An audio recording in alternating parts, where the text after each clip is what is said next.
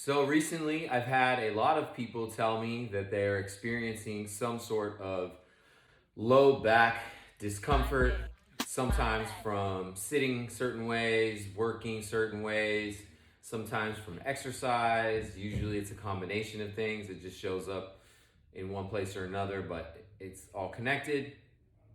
And there's a lot of different things to do. If you have a lot of pain, you're experiencing a lot of issues, go see a professional. That being said, this very basic thing that I do helps me a lot. And I'll take you through a few things really quickly. So first, just getting some spinal movement in the cat-cow type position. If you need this for your knees, you can drop that down there. And we're just going to practice being able to understand what's happening when you're moving your spine. And starting from the pelvis, all right, I'm going to try to find center, and then I'm going to do posterior pelvic tilt, which is this way, and then I'm going to arch. So I stick my butt out. This is the anterior pelvic tilt. This is the Instagram butt. This is center. This is a posterior pelvic tilt underneath. And now you can see that begins to connect with the rest of the spine and upper back, T-spine. And we have this cat-cow position. Now, I might get all the way up high into this bridge, take some deep breaths, relax my head, push the breath up through as I try to press my hands into the ground and push the arch of my back away from my hands, and tuck the pelvis underneath, and then breathe out and reverse it back up. And I'm initiating from the low back. Nice and gentle, not necessarily hard, nice and gentle. And I initiate from the low back. Now here, I don't want to depress my shoulders, so I keep my shoulders high. I can look forward, I can look up. If this is too uncomfortable, drop the eyes. And I'm going to initiate again from the low back. Low back, low back, low back, low back, low back, mid back, mid back, mid back. Breathe. Nice and gentle. Initiate again from the bottom of the spine, the pelvis. Breathe, breathe, breathe, breathe, breathe, breathe. And so forth. Nice and slow. Now you can actually try to articulate each spinal vertebrae all the way up, which is really difficult, and it's also hard to see. It's not something that I would say I have mastered, but I do practice it. And I'm starting down here and trying to make my way all the way up. All right, I'm going to find neutral, take a breath, and I'm going to go up first. So up, up, up, up.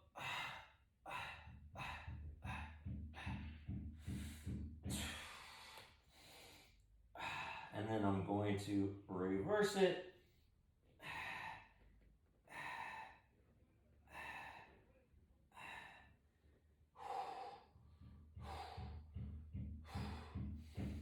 And I just did this for the first time today, so it's going to be a bit more sticky.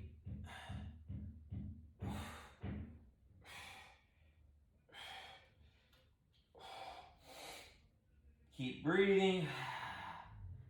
Reverse it.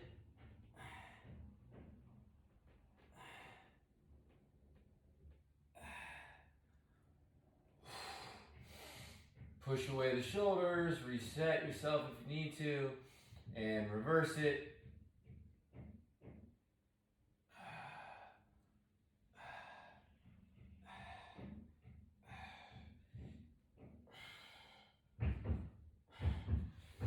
And so forth. All right? Just getting the spinal movement through the cat-cow will already make your back feel better. And You can also do it in different positions. So for example, you have a chair, right? We can do that from our knees with the chair, and we can practice the pelvic tucks here. So posterior tilt, anterior tilt, neutral, anterior tilt, Instagram butt, posterior tilt, neutral, and then start to connect all the way up, round, tuck. We're making this C curve here, and then reverse it. Head down. We can also do that from higher up. So we're here, hitting different angles.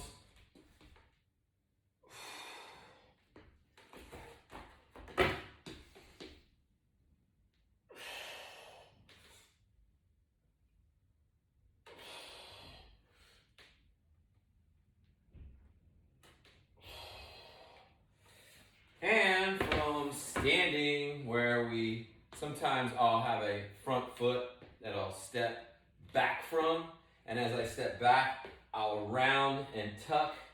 And you've seen some videos from me before where I cast a spell.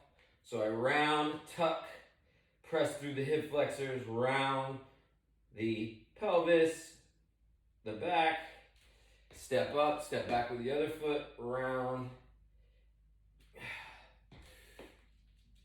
So this is a spell casting. All right, we can actually rotate and move here. Now we're throwing fireballs.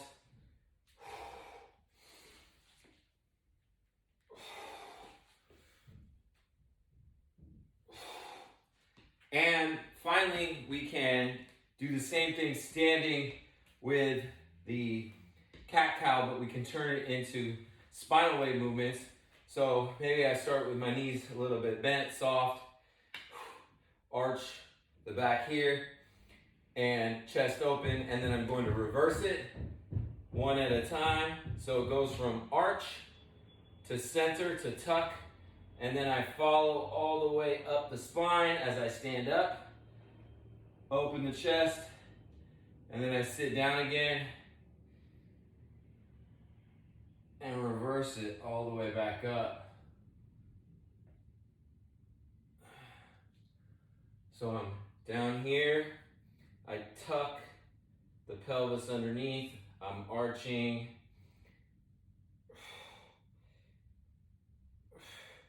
and then I'm going to reverse it.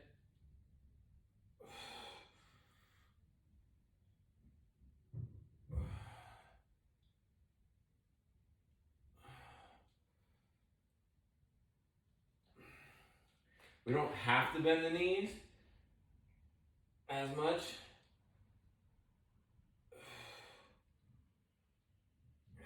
Definitely helps me. So just starting with more pelvis awareness is huge, all right? What is this? What's going on down here? Is it disconnected? All right, are you in an anterior pelvic tilt a lot? Do you walk around with basically your butt sticking out and a big arch in your back? You need to settle that down, relax it. Try to find center more often. And then also practice being able to understand how to go the opposite direction. That's the posterior pelvic tilt. That's the opposite of the Instagram butt. You're hiding it underneath. All right. Back to center. Stick it out. Tuck. All right. Also, everyone's center is probably going to look a little bit different. But just trying to get a little bit more freedom and awareness through here. All right, will make you feel a lot better. It'll definitely help with what's going on in your low back if you never ever get any spinal movement. And then there's stuff that you can do that's a lot more intentional, like spinal articulation. You can do functional range conditioning, FRC stuff. Obviously, there's all the yoga stuff. Spinal waves. There's a lot of different practitioners that do different types of spinal waves.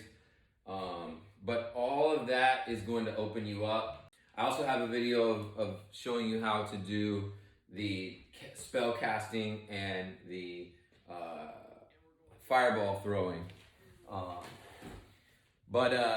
Know where your pelvis is, know how to utilize it, know how to tuck it, untuck it, find center, and then start to begin to connect that to your spine. Your spine's pretty important. It might be your core, and it might be one of the most important things that there is. Most of the time, people's spine's very disconnected and it's very chunky, so it's not moving very fluidly. You want to have it be able to move, and then rotate. Otherwise, you could get into some big trouble. So those are some things to consider while you are sitting at your desk, while you're sitting in your car, while you're on your phone constantly. Okay, it's not good to be in these same positions all the time, whether you're sitting or standing. You need movement. All right, you might need to set an alarm of some sort to constantly move throughout your day if you're working too much or sitting too much and stagnant too much. We need healthy movement. We need blood flow. And this is just one piece of the puzzle, but it's a very big piece. And to begin to have this awareness will change a lot for you. Next thing you know, you're going to be working on your shoulders and your feet and your hips and everything else. So connect the dots.